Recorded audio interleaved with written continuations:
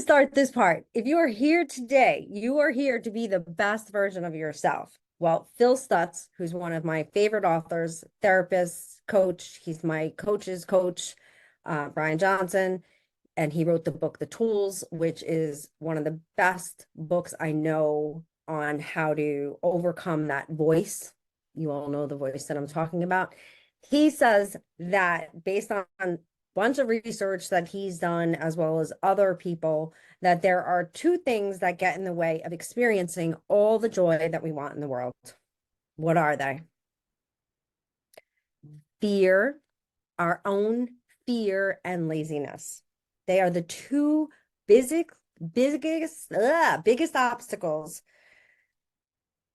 in activating our highest potential.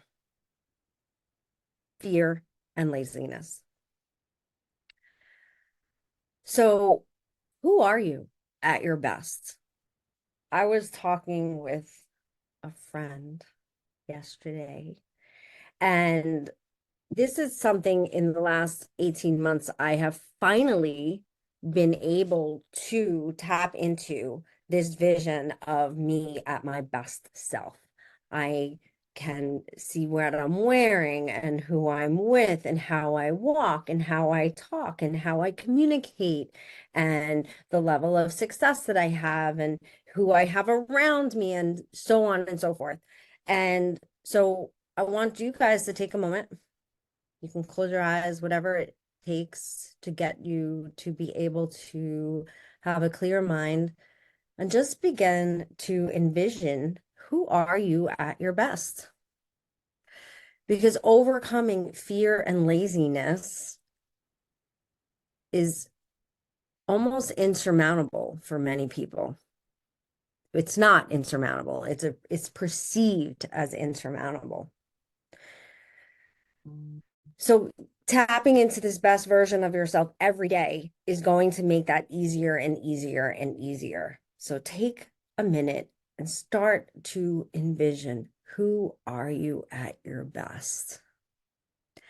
And then another great thing, everybody talks about their why, but I want to talk about your who. It is oftentimes easier to perform, and I don't want it to always stay that way, right? I want you to get to the place where you are number one and your self-care and taking care of yourself and knowing what you deserve and all that.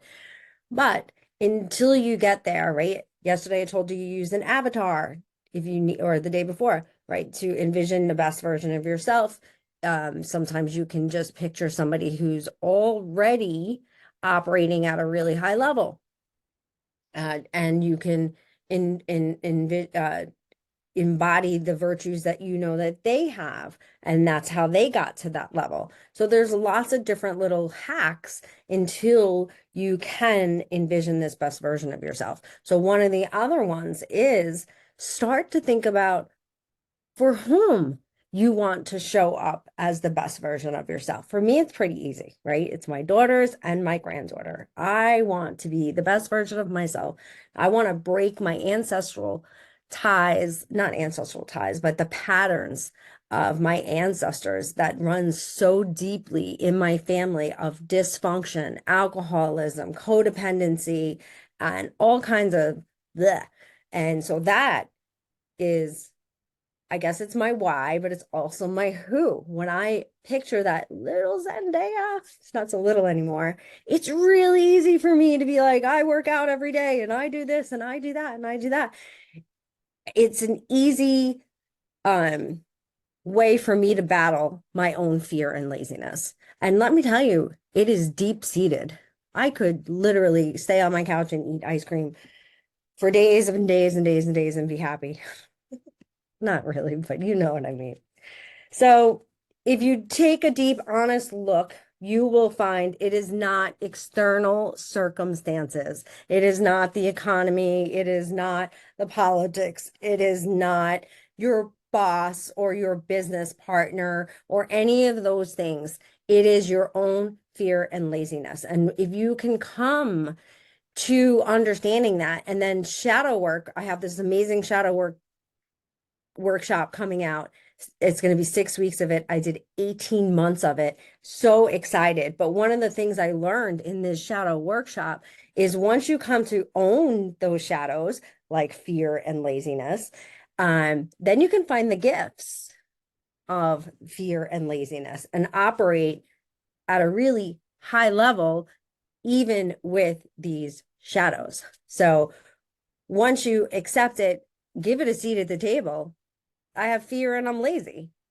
Then all of a sudden it doesn't have any power. Really, really, really, really, really good stuff.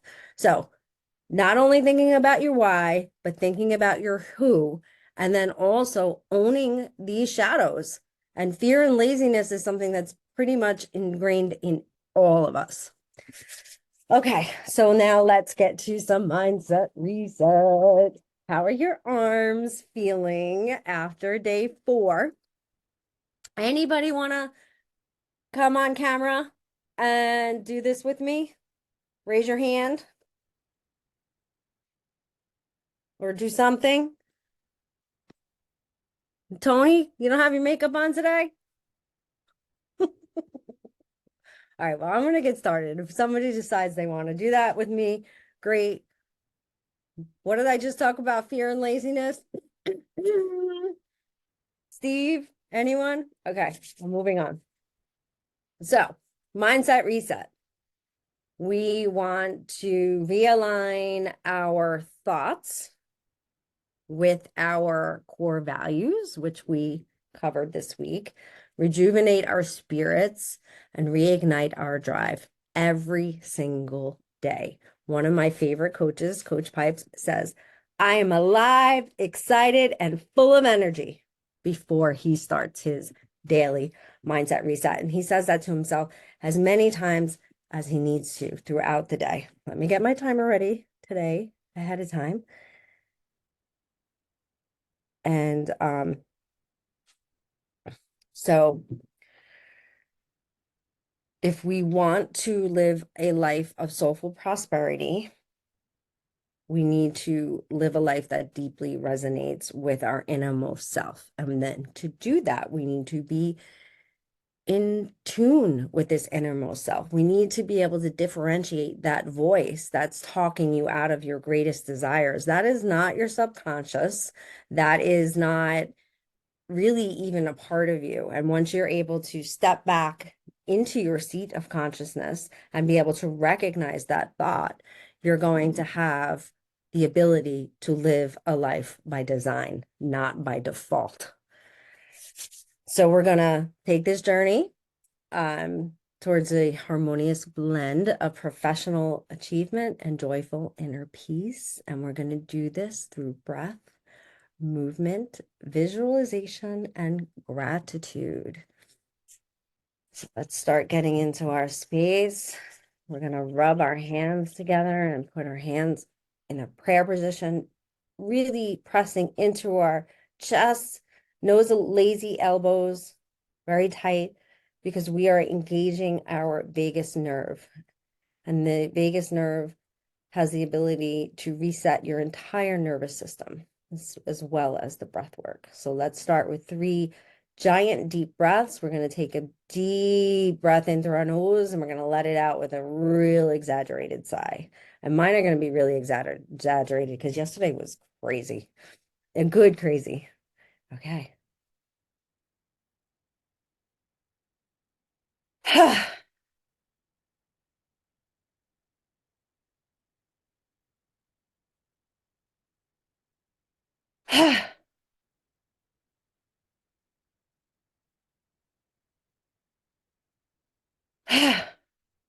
And as I am exhaling, I envision all this fear, scarcity, resistance, negative thinking, limiting beliefs have exited my body.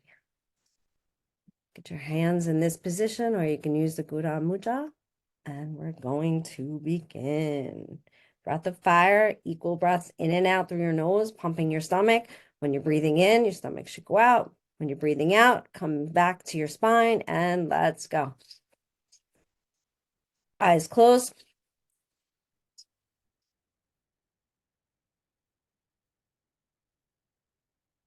I did not get to work out today either. And I'll tell you what, yesterday, if I had not been done this, I don't know how I would have made it through a 15-hour workday.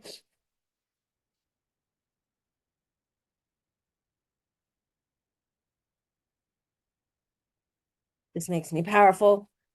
Own my power.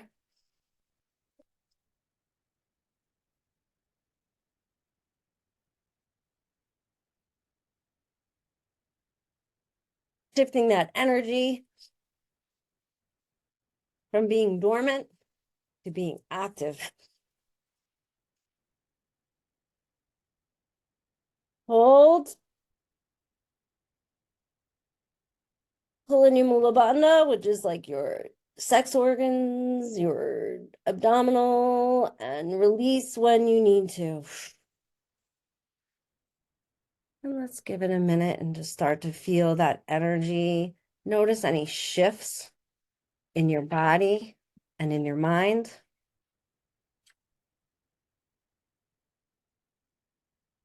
And let's go again.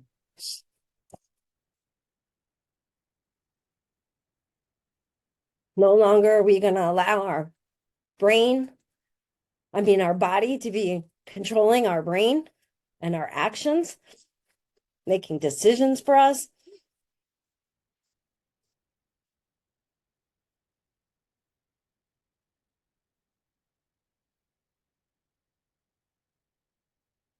Eyes closed, focused on your third eye.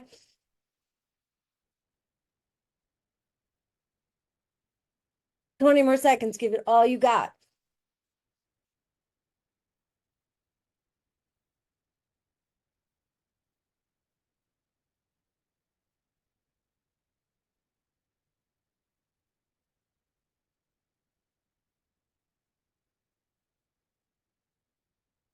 Hold, pull in your mula bandha. Hold, hold, hold. Release when you need to.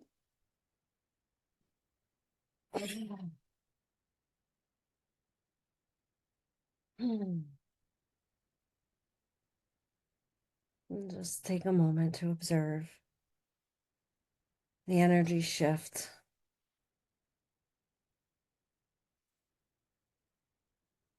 Notice the power play, the power struggle that exists within your own body. And let's go again.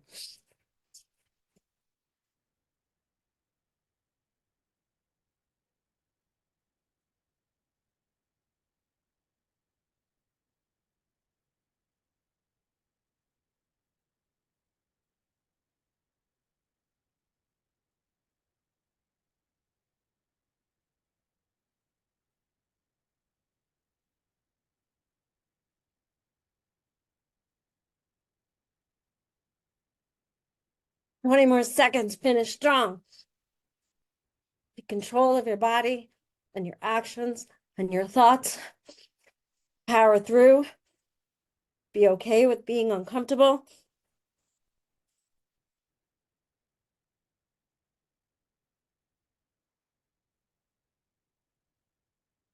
Hold. Go as long as you can, holding in the mula band.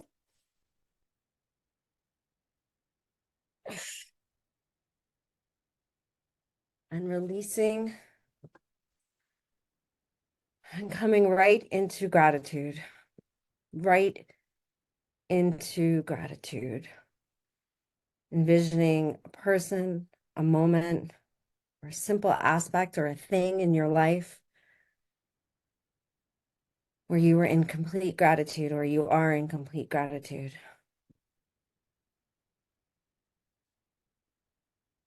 I see questions coming in. I will get to them, I promise. And so begin to envision one of these moments where you were in complete gratitude. How does it feel? What are those emotions that you are feeling? Where are you? Who are you with? Embody this feeling of gratitude. Place yourself right there in that very moment, whether it was this morning, last night, or 20 years ago. And just breathing in gratitude,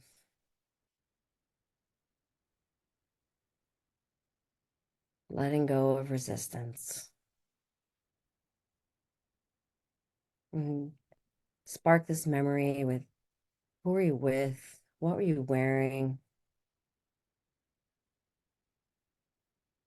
What was the weather like? Where were you? What did this gratitude feel like? How do you describe those emotions and begin to embody them and begin to envision this golden light right here, starting at your heart center? And feel free to put your hands at your heart center if that helps you connect. As we move to our second moment of gratitude, we want to envision this moment as deeply as we can. Tap into those emotions that you are feeling, those feelings of gratitude. Gratitude is the highest frequency emotion. Gratitude is the ultimate state of receivership. And we want to be in line to receive all that the universe has to offer. When we are in gratitude, we are aware of all the beauty and the miracles that surround us right here and right now.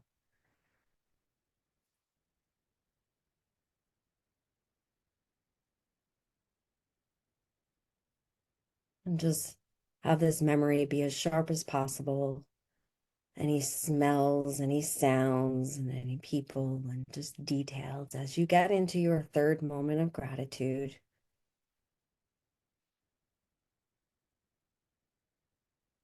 I have simple one today, just my husband coming home every night, lighting a fire for me.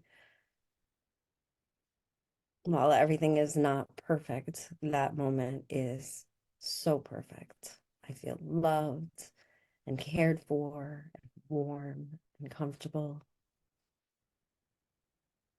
So just envision that and embody those emotions and experience the change in your body physiologically as you embrace these emotions. And you feel this beautiful golden light washing over your entire body, releasing you of any negative thoughts, limiting beliefs, and all those things that are holding you back. They don't belong to you. Let them go.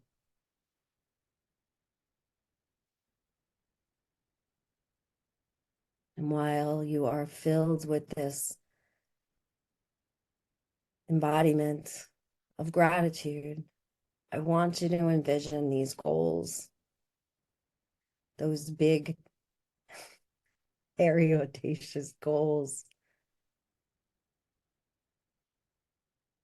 And I want you to take one of them and I want you to envision that you have achieved this goal and you are celebrating. How are you celebrating? Who are you celebrating with? And what are the emotions that you are experiencing as you celebrate this huge achievement? Joy, pride, relief, excitement. Maybe it stirs up more curiosity and more creativity for what's next, even though you're in the present moment. It fills you with hope. I am capable, I am deserving, and I am achieving incredible things. And embody this emotion of achievement and this moment of celebration and begin to see this golden light just washing throughout your entire body, eliminating limiting beliefs, doubts, insecurities,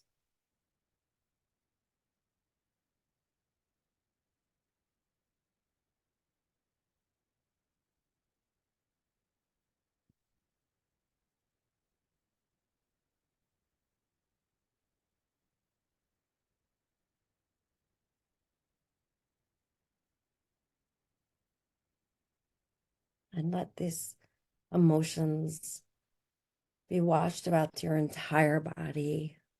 This joy, this pride, and this relief and excitement. Let them fill you up.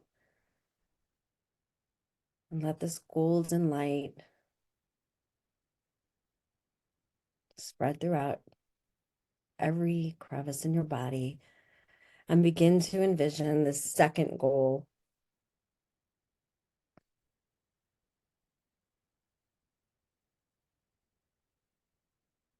How are you celebrating? Who are you with? What are you wearing? And how do you feel?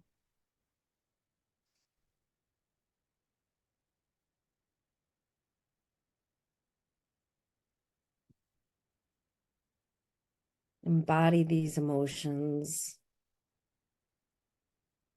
and put yourself right there in this very place. So your body already knows what it feels like to achieve and to succeed at the highest level.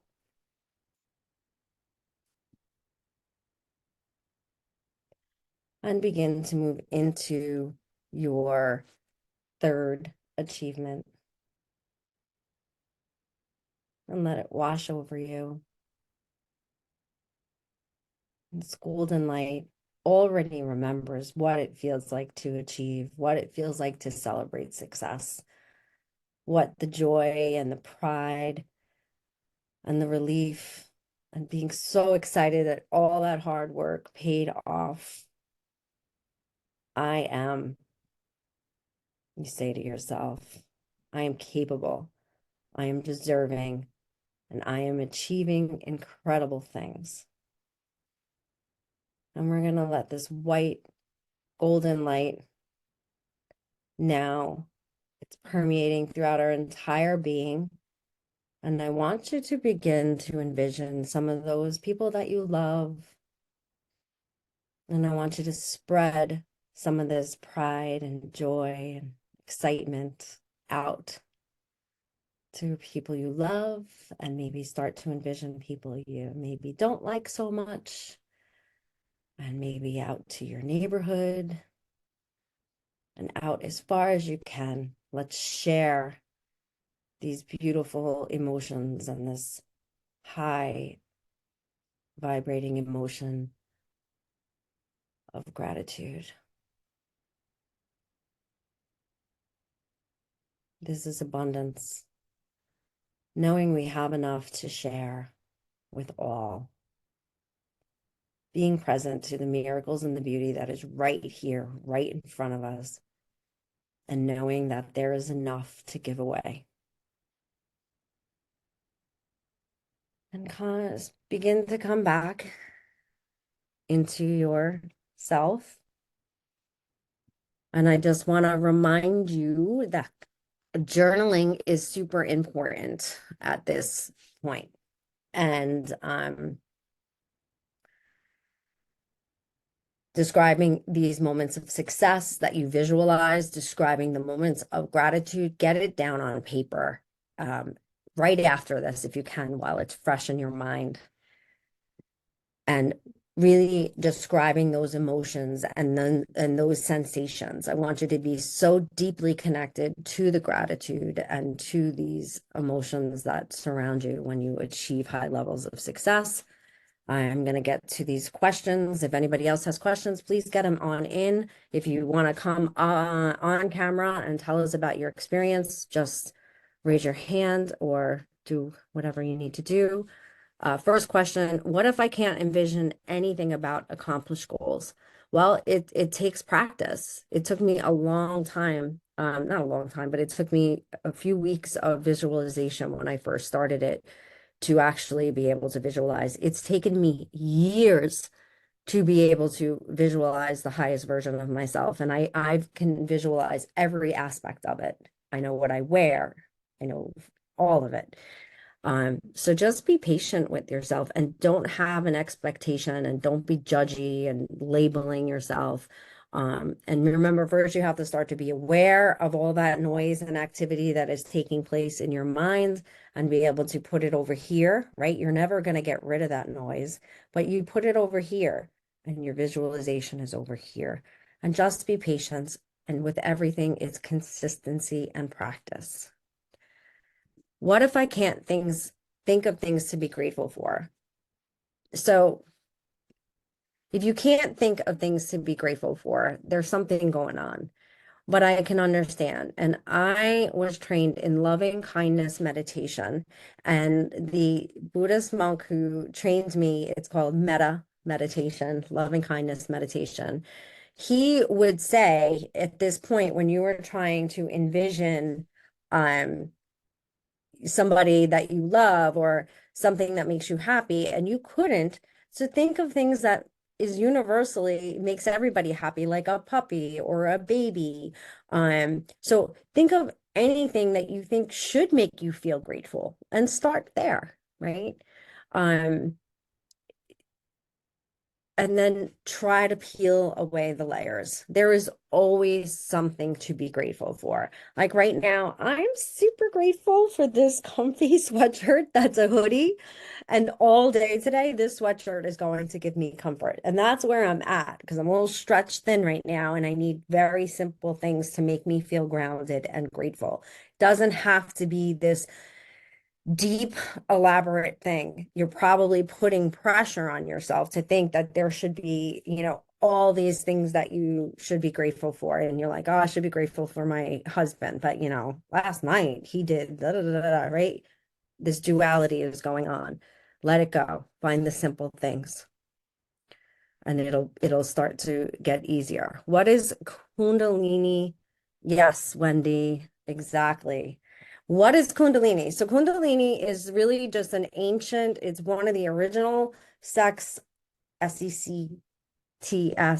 for all you dirty-minded people of yoga, one of the um most traditional versions, and it is a little bit different than typical yoga. I love it because it's kind of a cheat where I get to do breath work, body work, and mind work in one sitting. So I usually do about 25 minutes in the morning and about 15 minutes at night. I also then do other meditations on top of that, between my morning and evening ritual. And ideal day is about 2.5 hours with both. And Kundalini is what I use the most. This movement is a Kundalini Kriya. There's another version of it where you have your hands up in this position for 3 minutes straight doing the breath of fire, or doing this 3 minutes straight breath of fire. And most of their Kriyas movements are a minimum of 3 minutes long. And it's not that they're super complicated, but doing anything using teeny tiny muscles that you don't use all the time is difficult. And it's not just difficult physically, it is difficult mentally. And so Kundalini is is a practice that really trains your mind to be able to get out of your comfort zone and enjoy it. Can't say I always enjoy it. So, and then you'll hear a lot of things about Kundalini awakenings and Kundalini this and Kundalini that. So Kundalini awakening is basically we have the bulk of our energy lives in like our root chakra area, sacral chakra area. And Kundalini yoga helps to circulate this energy so it's not stagnant and stuck all right here. It is circulating throughout your body. It helps bring your gut brain, your heart brain, and your head brain together where they're working in sync instead of fighting against one another. It is truly a beautiful practice. If you're local, I'm doing a bunch of in-person Kundalini yoga in February, Wednesday evenings. Tony, you should drive up from Brooklyn to come to it. And very, very, very powerful. I also can do one-on-one Kundalini training. And I'm just going to give you a plug for my shadow workshop that is starting in February. It's going to be 6 weeks, Sunday mornings. It is completely mind altering. I have unearthed patterns that go back, like I said, decades.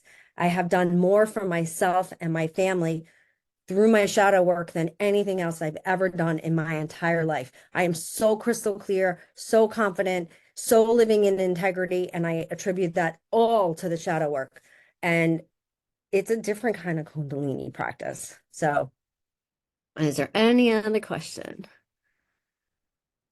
I do not 2.5 hours of meditation, of a combination of Kundalini, breath work, meditation, journaling.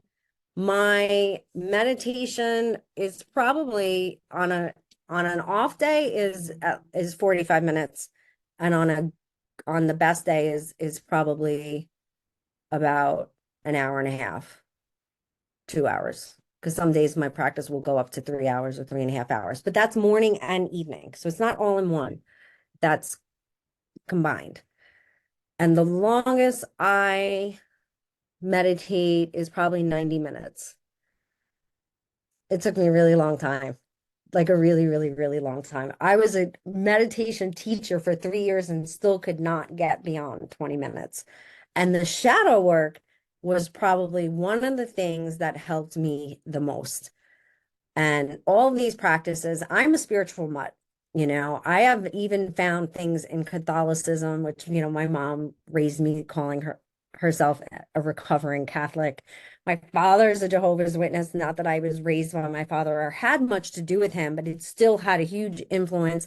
It turned me off in so many ways. And I don't mean no disrespect to anybody if you're a Jehovah's Witness. It's really all religions are really about how you practice them and how you, if you're interpreting them in a worldly way or interpreting things to your own convenience, there's always going to be a human element or a negative element to any religion. At the heart of all religions is the same thing. It's all about compassion and love. And my mantra is anything but love is a lie. And that's been something that really helps me. And that is the root of any religion. So I hope that answered the meditation question. Anybody else have anything, any other questions or any other thoughts or anything they want to come on and say? This is supposed to be more collaborative. I did it as a webinar because it's just easier to maintain. But, tomorrow, I really want to encourage. There's a lot of you that have been here every day. I would love for you to come on and talk about your experience, your practices, and what your plans are to continue a mindset reset throughout your life. Never mind the year. I would love to hear from more of you. All right, you guys, I love you, all of you. I'm grateful. And I want you to have a fantastic day. JenniferMar.com if you want to check out any of the one-on-one work I can do with you or any of the upcoming workshops, or just to reach out to me. Love you.